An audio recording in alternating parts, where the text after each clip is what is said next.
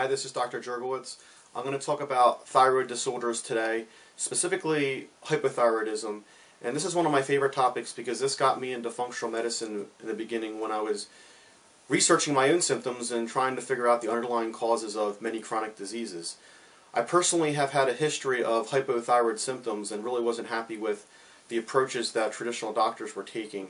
And in practice, what I see is many patients coming in the office on thyroid hormone replacement, and they're often being misdiagnosed by their physicians from the most common cause of hypothyroidism. Typically, when patients are experiencing thyroid symptoms, they'll go to a traditional doctor and they'll measure exclusively their TSH as a way to determine if they have hyperthyroidism or hypothyroidism, as well as if someone's on medication, a way to monitor this patient. Now, if these patients that are on medication still have symptoms, then they'll consider using individual medications for each symptom. The most common cause of hypothyroidism in the United States is caused by Hashimoto's thyroiditis.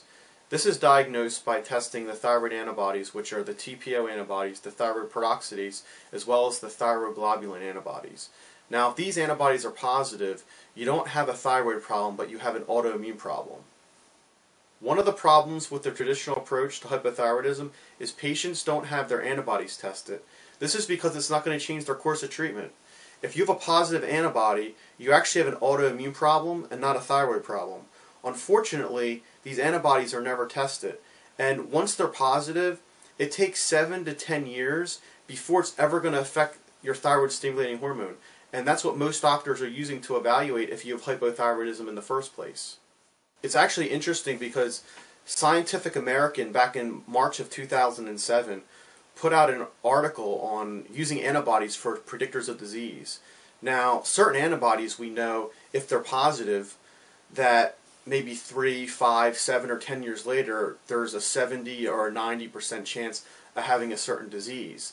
So if we know this, then we have plenty of time to investigate into some of the underlying factors of why you're having this autoimmune process in the first place. Antibodies for Hashimoto's show up from 7 to 10 years before they're ever going to affect your thyroid stimulating hormone. And 97% of people, if they have a positive antibody, will have Hashimoto's thyroiditis. Unfortunately, this is often misdiagnosed by traditional doctors, and it's the most common cause of hypothyroidism in the United States.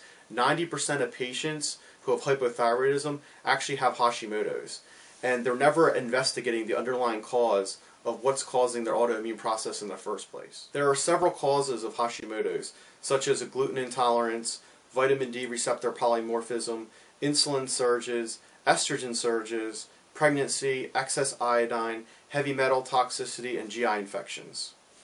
The functional medicine approach works great for patients with hypothyroidism because many patients have thyroid symptoms and they have normal labs, or they may be on thyroid hormone replacement and their labs are normal and they're experiencing weight gain, hair loss, dry skin, fatigue. So the functional medicine approach is great because it's going to help investigate some of these underlying causes of why they have this chronic problem in the first place.